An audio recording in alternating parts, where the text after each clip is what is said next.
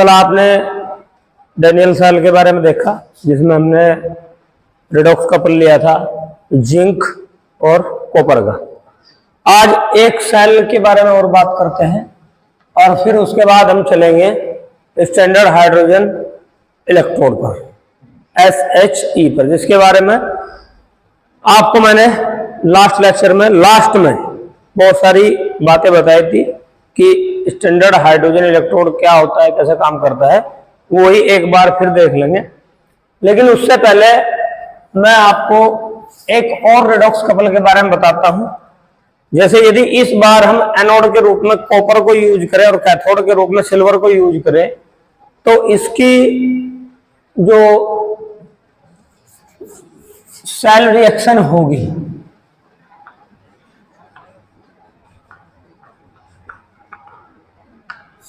वो किस प्रकार होगी। एक एग्जांपल कल किया था, एक और आज कर लेते हैं, फिर आप जो है इसमें काफी कुछ समझ जाएंगे कि इसमें होता क्या था, क्या चीज होती है, कैसे होता है, कैसे क्या होता है। तो सेल रिएक्शन हमारी क्या रहेगी, कॉपर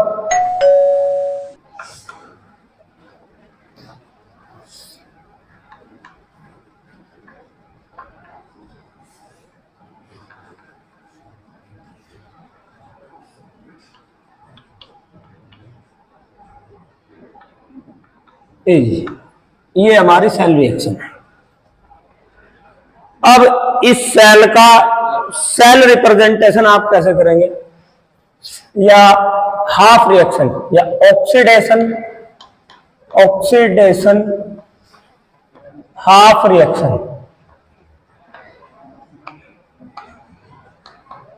और आपको पता है ऑक्सीडेशन कहां होगा, किस इलेक्ट्रोड पर ऑक्सीडेशन होता है, एनोड पर, ठीक है। यानी एनोड के रूप में आपने यहां पर क्या लिया है, किस मेटल की बार का इस्तेमाल आप एनोड के रूप में यहां पर कर रहे, ऊपर सेल रिएक्शन को देख के बताइए, कॉपर को, ठीक है, क्योंकि ऑक्सीडेशन एनोड पर हो रहा तो कॉपर का हो रहा है ऑक्सीडेशन, Cu2 पॉजिटिव। सिल्वर में रिड्यूस हो रहा है, सिल्वर आयन सिल्वर में रिड्यूस हो रहा है, इसे AQ कर दीजिए, इसे भी AQ कर दीजिए और इसे S कर दीजिए, ऐसे अब लगेगा अच्छा सा, ठीक है। अब ऑक्सीडेशन हाफ रिएक्शन जो एनोड पर होगी वो कैसे होगी, वो इस प्रकार होगी,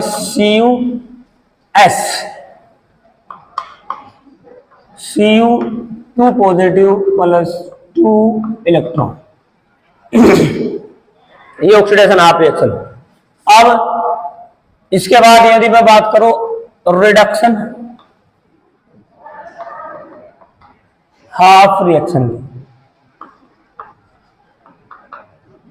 रिडक्शन कहां होगा ये बताएगी रितिका, रिडक्शन किस इलेक्ट्रोड पर होगा,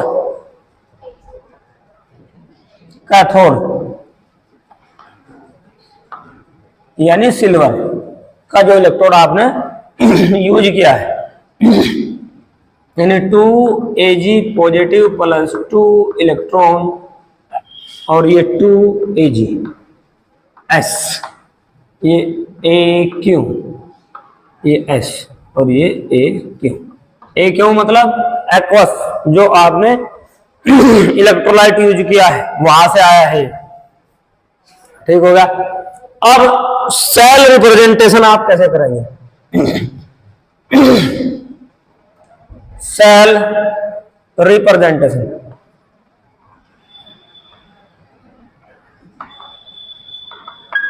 सेल रिप्रेजेंटेशन आप कैसे करेंगे। सबसे पहले आप इलेक्ट्रोड लेंगे, एनोड वाला इलेक्ट्रॉन है यहां पर copper S,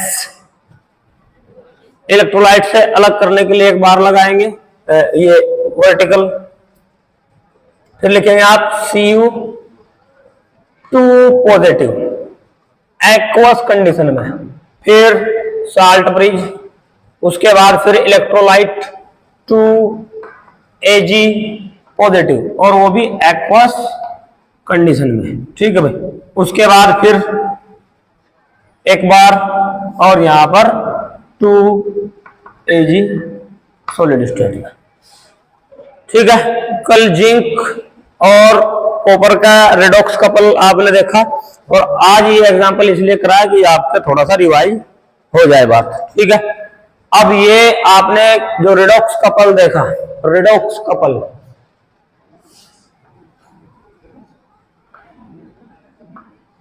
redox couple,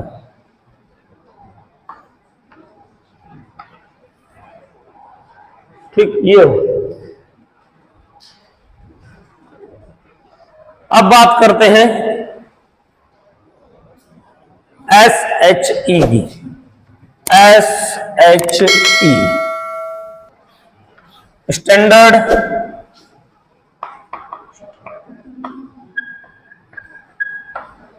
standard hydrogen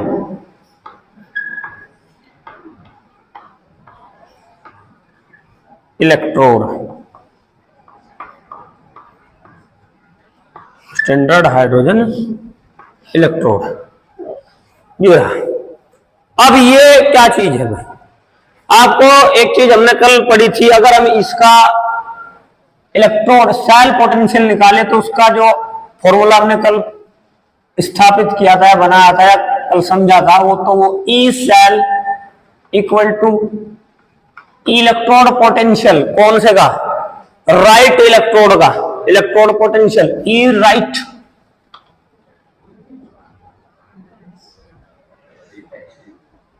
right electrode potential कौन सा, और वो भी रिडक्शन पोटेंशियल। ठीक है, minus E reduction potential left, ये, या इसको हम ऐसे भी कर सकते हैं, E cell equal to E reduction potential left, यानी 2Ag पॉजिटिव, और ये 2Ag S, और ये A क्यों, माइनस ई रिडक्शन पोटेंशियल किसका, लेफ्ट का, लेफ्ट में कौन है, कॉपर वाला, यानी Cu2 पॉजिटिव एक्वस CuS, ऐसे, ये, ठीक है, ये पुरानी बातें हैं सारी, कल वाली बातें हैं। तो आज अभी हम जो बात करेंगे वो स्टैंडर्ड हाइड्रोजन इलेक्ट्रोड की बात करेंगे। अब इसकी जरूरत क्यों आई, ये मैंने क्यों बताया, आप देखते हैं। नॉर्मली हम जो सेल पोटेंशियल निकालते हैं वो दो इलेक्ट्रोडों का जो पोटेंशियल है, वो भी रिडक्शन पोटेंशियल है, उनका डिफरेंस ये क्या है, ये है E cell equal to difference between two electrode. समझ रहे मेरी बात को, यही तो है, दो इलेक्ट्रोडों के बीच का डिफरेंस, राइट माइनस लेफ्ट। अब आप कहेंगे हम दोनों के बीच का या पूरे सेल के लिए बात नहीं करते, हम तो ये देखेंगे कि जी एक इलेक्ट्रोड का कितना पोटेंशियल है अकेले का। समझ रहे मेरी बात को, अकेले का एक इलेक्ट्रोड का, चाहे वो एनोड वाला हो चाहे वो कैथोड वाला हो, ठीक है, एक इलेक्ट्रोड का कितना पोटेंशियल है। अब यहां पे समझने वाली बात यह कि अकेले इलेक्ट्रोड का पोटेंशियल आप नहीं निकाल सकते, अकेले का पोटेंशियल आप नहीं निकाल सकते, इसके साथ दूसरा यानी कपलिंग सिस्टम होना जरूरी है। तो अब क्या करें, तो इस समस्या, इस मुश्किल से छुटकारा पाने के लिए ही स्टैंडर्ड हाइड्रोजन इलेक्ट्रोड बनाया गया। समझे मेरी बात को। अब भाई ये हाइड्रोजन का इलेक्ट्रोड होता है, अब जो हाइड्रोजन होती है वो तो एक गैस है, उसका इलेक्ट्रोड आप कैसे बनाएंगे, समझने की बात है। तो इसके लिए नोबल मेटल यूज की जाती है, प्लेटिनम। वो क्या करती है, इस हाइड्रोजन गैस को सरफेस प्रोवाइड करती है, समझ रहे मेरी बात को, और इलेक्ट्रॉन कैरियर का वर्क करती है, बस हो जाता है काम। समझे मेरी बात। भाई अपने आप तो प्लेटिनम कुछ करेगी नहीं क्योंकि नोबल मेटल है, लेकिन इस गैस को रहने बसने खाने पीने फलने फूलने के लिए जगह प्रदान करती है, प्रोवाइड करता है सरफेस इलेक्ट्रॉनों के मूवमेंट के लिए, ठीक, कैरियर का वर्क करती है। तो इसका इलेक्ट्रोड लेते हैं, और इसकी खूबी क्या है, इसका ऑक्सीडेशन पोटेंशियल या रिडक्शन पोटेंशियल किसी भी टेम्परेचर पर हमेशा जीरो रहता है। समझे मेरी बात को? इसका रिडक्शन पोटेंशियल किसी भी टेम्परेचर पर हमेशा जीरो रहता है। समझे मेरी बात को? अब देखो, यदि मैं क्या करूं, यहां पे ये इलेक्ट्रोड है, हमें सिल्वर के इलेक्ट्रोड का पोटेंशियल डिटरमाइन करना, तो इसके साथ मैं क्या करूं, इधर इलेक्ट्रोड लगा दूं हाइड्रोजन का। मान लिया रिएक्शन है, सेल रिप्रेजेंटेशन का ये रहा। अगर मैं क्या करूं, इसमें मैं इस सिल्वर का इलेक्ट्रोड पोटेंशियल डिटरमाइन करा, तो मैं यहां पे दूसरा इलेक्ट्रोड हाइड्रोजन का लगा दूं, लगा दिया। और इसका आपको पता है ऑक्सीडेशन पोटेंशियल या रिडक्शन पोटेंशियल वो किसी भी टेम्परेचर पर जीरो रहता है। तो जो अभी सेल तो बन गया, इसमें तो कोई समस्या नहीं, सेल बन गया तो जो करंट है वो भी जरूर बनेगा। तो जो करंट बनेगा वो केवल सिल्वर आयनों के सिल्वर के कारण ही होगा, क्योंकि इसका तो नेट जीरो है। बस ये क्या कर रहा, अपने लग रहा काम में, रिएक्शन को चालू करवा रहा। समझे? अब इसका खुद होता है जीरो स्टैंडर्ड पोटेंशियल। अब ये चीज हुई। अब इसी से रिलेटेड यदि सारी सिस्टम को यूनिट मानते हुए temperature, pressure, concentration, unit area electrode का, तो जो सेल पोटेंशियल जनरेट होगा उसको स्टैंडर्ड सेल पोटेंशियल कहेंगे। ठीक है? ये रहा equal to E naught right minus E naught left. आगे समझे बात? स्टैंडर्ड फॉर्म में स्टैंडर्ड एक ही बात है। ये ई नोट का सिस्टम मैंने कल भी आपको बताया था, लेकिन वो इलेक्ट्रोड के लिए बताया था, हम पूरे सेल पे भी अप्लाई कर सकते हैं। अच्छा, ये क्या होता है? ये हाइड्रोजन का ही सॉरी प्लेटिनम का बना हुआ इलेक्ट्रोड होता है, जो एक छड़ मान लो, छोटी सी पतली सी। अब प्लेटिनम ब्लैक से वो उसका सरफेस ढका रहता है और उसे क्या कर देते हैं हम, एसिडिक सॉल्यूशन में डिप कर देते हैं। ठीक है? एसिडिक सॉल्यूशन से जो H+ आयन मिलते हैं उनको ये रिड्यूस करती है प्लेटिनम इलेक्ट्रॉन प्रोवाइड करके। समझ रहे हो? अपने आप कुछ नहीं करेगी। तो इसकी खूबी यह है कि इसमें हाइड्रोजन आयन का रिडक्शन और H+ आयनों में उनका ऑक्सीडेशन, रिडक्शन और ये ऑक्सीडेशन इक्विलिब्रियम पर रहते हैं हमेशा, किसी भी टेम्परेचर पर। इक्विलिब्रियम ये हमेशा इक्विलिब्रियम पर रहते हैं। इस हाइड्रोजन इलेक्ट्रोड में रिडक्शन और ऑक्सीडेशन दोनों इक्विलिब्रियम पर रहते हैं। और ये कहा किसी भी टेम्परेचर पर इसका जो ऑक्सीडेशन पोटेंशियल है, रिडक्शन पोटेंशियल है, हमेशा जीरो है। जीरो रहेगा जब सारी चीज इक्विलिब्रियम पर है। इक्विलिब्रियम पर तो ना इधर ना इधर, बीच में रहेगी न्यूट्रल।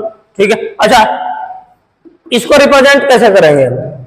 इसको हम ऐसे प्लेटिनम, क्योंकि भाई हाइड्रोजन गैस का तो आप इलेक्ट्रोड नहीं बना सकते। अब मैंने कहा इसको गैस को इलेक्ट्रोड के रूप में यूज करने के लिए आपको प्लेटिनम चाहिए होगा। ठीक? तो ये रहा वो प्लेटिनम, ये लो।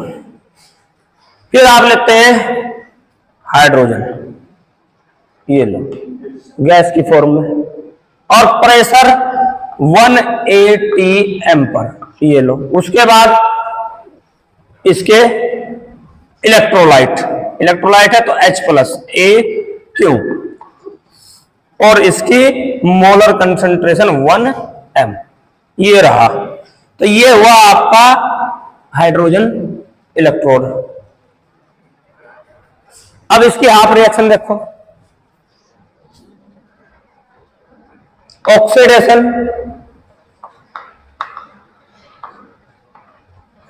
Half reaction, oxidation half reaction, reduction half reaction.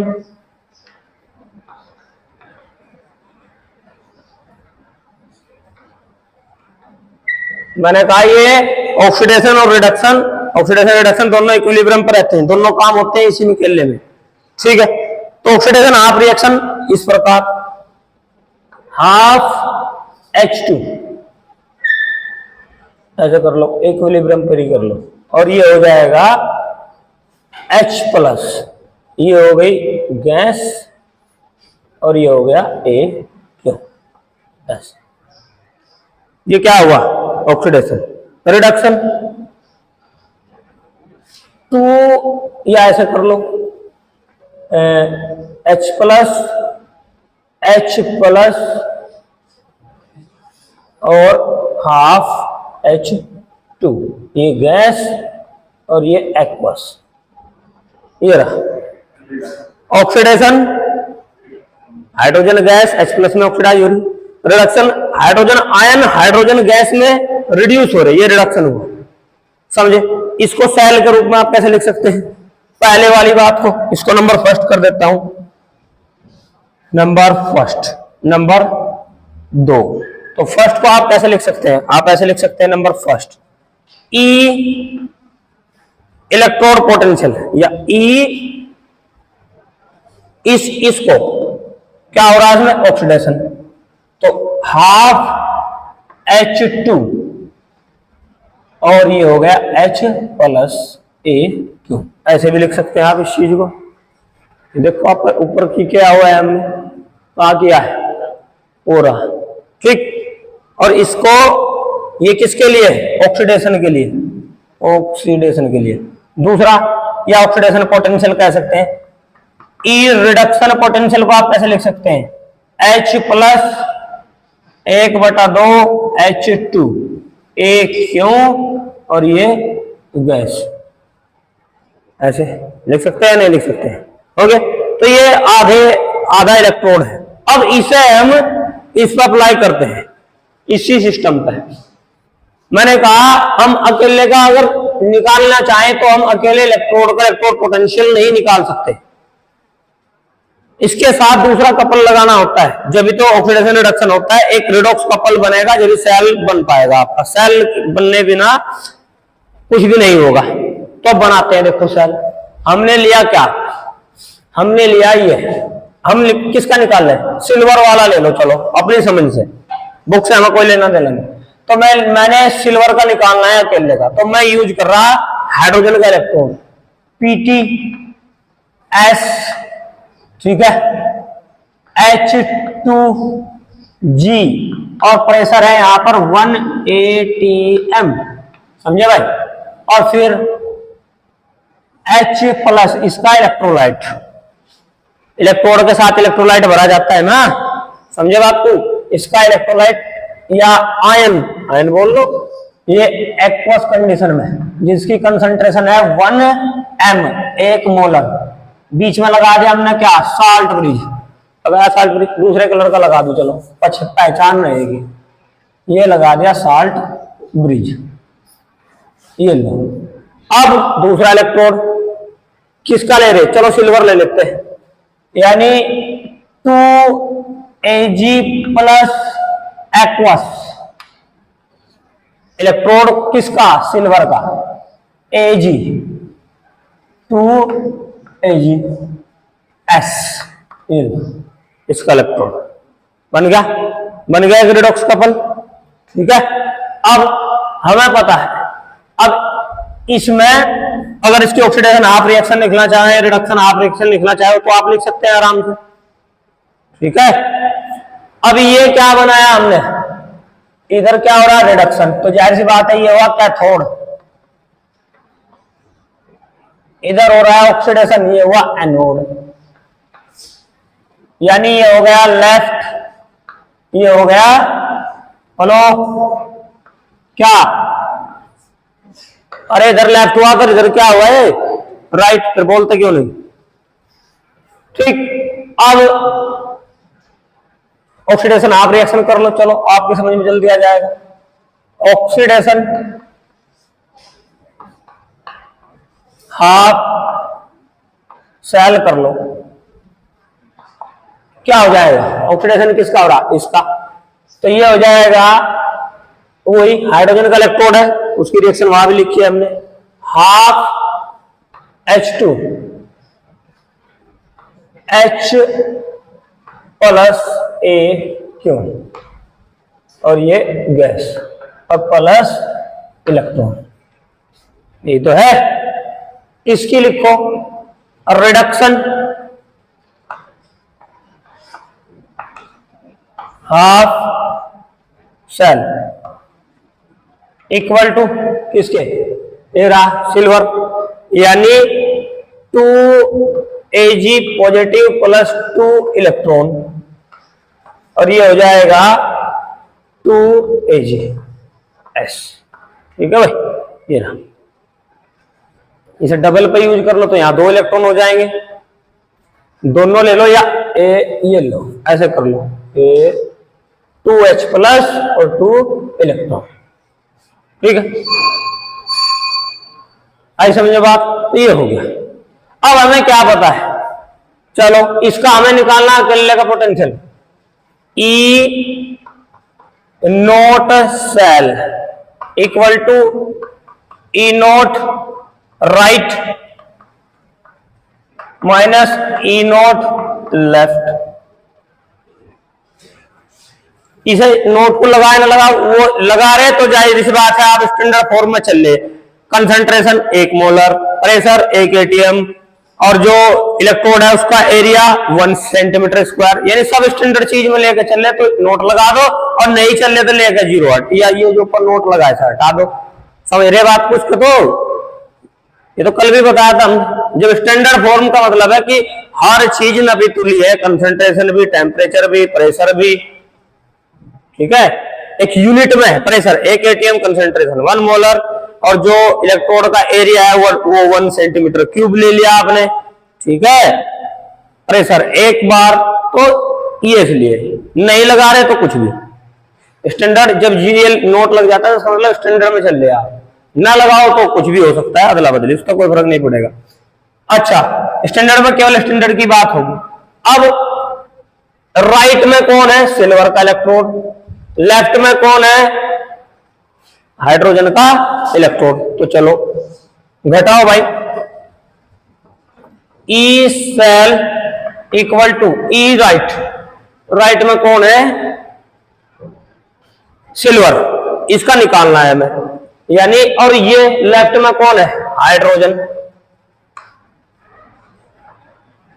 Electrode, और इसका पता है आपको, इसका जो नेट पोटेंशियल रहता है किसी भी टेम्परेचर पर, चाहे ऑक्सीडेशन पोटेंशियल हो या वो रिडक्शन पोटेंशियल हो, वो 0 रहेगा।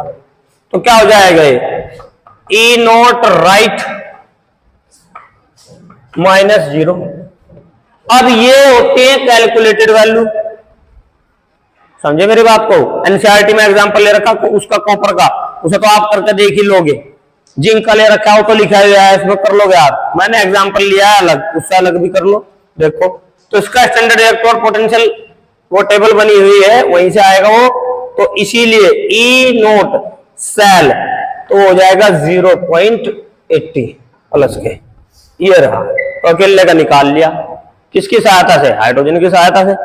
इधर का भी निकाल सकते हैं, किसका, अगर इसकी जगह मैं जिंक यूज कर लूं या सिल्वर की जगह, चलो मैं कॉपर ले रहा, कॉपर को ले लिया मैंने, तो कॉपर का आएगा प्लस के 0.36 प्लस के। ठीक है, कल किया था हमने, होगा। तो ये था स्टैंडर्ड हाइड्रोजन इलेक्ट्रोड, और जिसको आप SHE के भी नाम से जानते हैं। अब इनका फायदा क्या है, स्टैंडर्ड हाइड्रोजन इलेक्ट्रोड पोटेंशियल निकाल के हम एक सीरीज बना दी, या एक इन्हें सीक्वेंस में अरेंज कर लिया। तो एप्लीकेशन देख लो उसके, एप्लीकेशन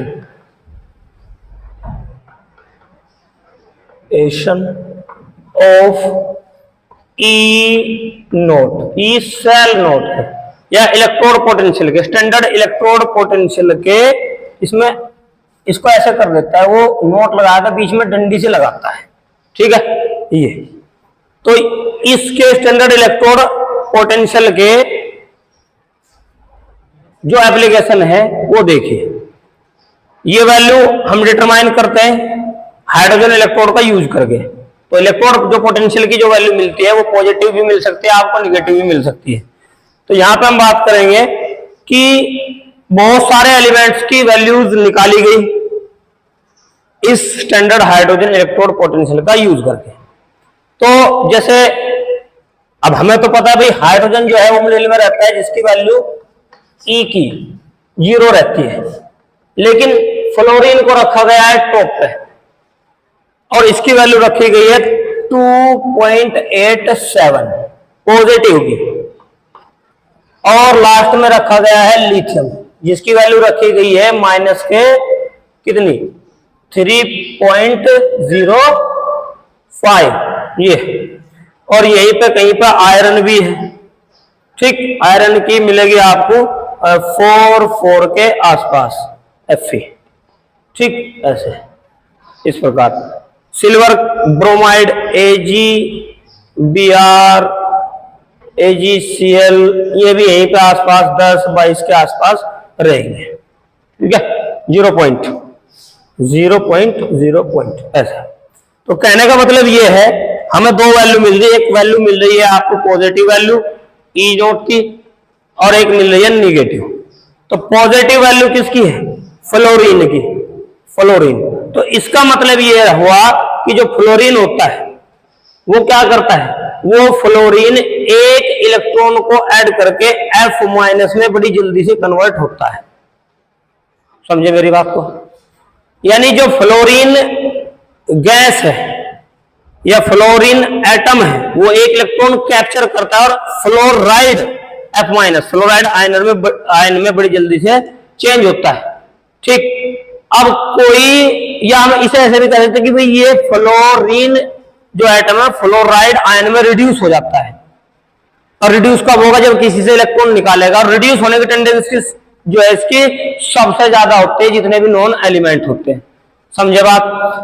और रिड्यूस होने की टेंडेंसी जब ज्यादा है तो जाहिर सी बात है इलेक्ट्रॉन निकालने की भी टेंडेंसी इसकी ज्यादा है। तो इसी कारण से जो ये फ्लोरीन होता है ये स्ट्रॉन्ग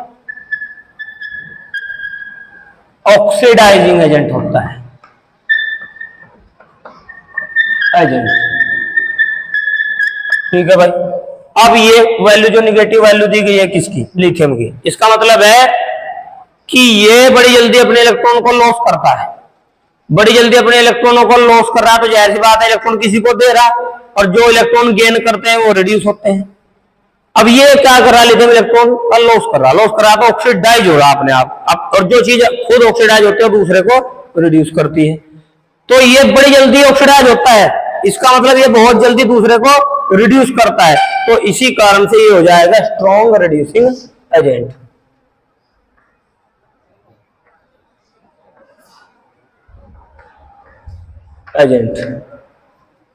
ठीक है।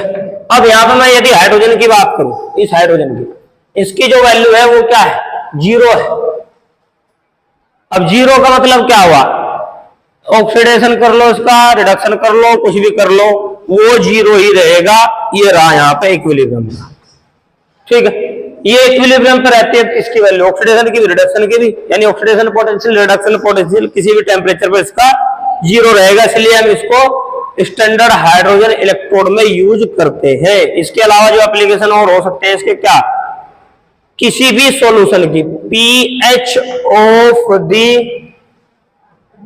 सॉल्यूशन ये निकाल सकते हैं। दूसरा क्या था?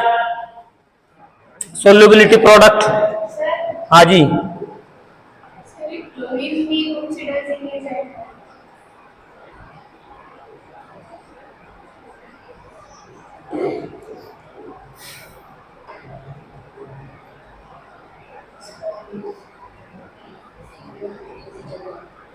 आप गलत बता रहे बेटे, इस बार आप गलत हो। फ्लोरीन स्ट्रॉन्ग ऑक्सीडाइजिंग एजेंट होता है,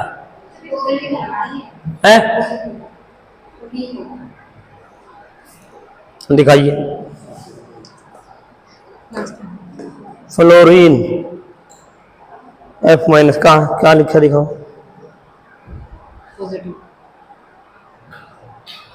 अरे इसका मतलब ये अलग मैटर है, जो मैं आपको बता रहा हूँ अलग मैटर, मैं समझाऊंगा उसको बाद में।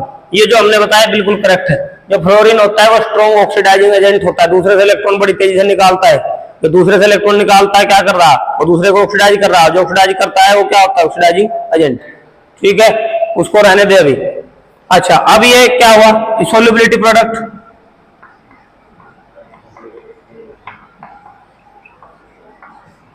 के बारे में जानकारी मिलती है। Equilibrium constant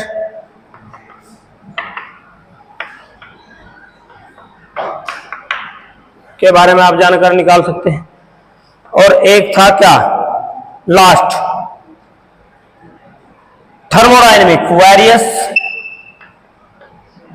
thermodynamic